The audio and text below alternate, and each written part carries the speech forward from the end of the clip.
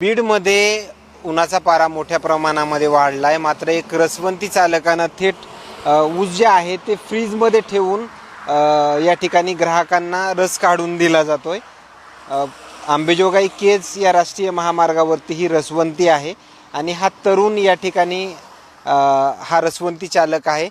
कधी संकल्पना इमानामध्ये आली की आपण थेट फ्रीजमध्ये ऊस ठेवावा आणि तोच ऊसाचा रस ग्राहकांना द्या। म्हणजे ग्राहकांची अशी ही होईल की बर्फ नको पर थंड हवा आणि बर्फानं घसा बसणे सर्दी होणे त्याच्यामुळे डायरेक्ट ऊस फ्रीजमध्ये ठेवून डायरेक्ट तसाच काढून देतो आपण।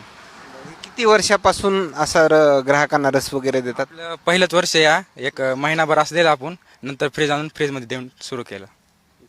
हा घरचा ऊस आहे की बाहेरून वगैरे विकत? नाही, घरचं शेतातला आपल्या। बाकी प्रतिसाद कसा आहे? एकदा ग्राहक आलं की परत परत येतो का असं काय? एकदा आला की परत परत येतो, ग्राहकाला विचारू शकता तुम्ही। हां, आणि त्यानंतर रेग्युलर ज्यावेळेस ही तुला शक्कल लढवली त्याच्या अगोदर किती बर्फ लागायचं तुला दिवसातून? बर्फ एक 2 जी लागत होता, पर ही शक्कल लढवल्यापासून बर्फ एकदम बिना बर्फाचा रस देतो आपण। म्हणजे जवळपास तुझे दिवसातून किती पैसे वाचायला लागले ते बर्फाचे? बर्फाचे 150-200 रुपये वाचायला लागले, 150-200 रुपये रोजचे वाचायला लागले बर्फाचे। काय नाव काय तुझं? थोरात भगवान भारत।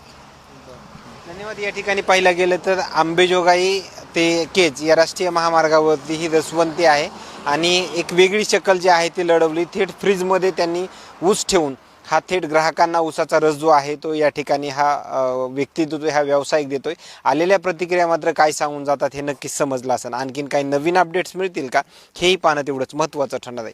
कॅमेरामॅन सोबत सूरज मीडिया, बीड। अशा नवनवीन व्हिडिओ पाहण्यासाठी चॅनलला लाईक आणि सबस्क्राईब करा।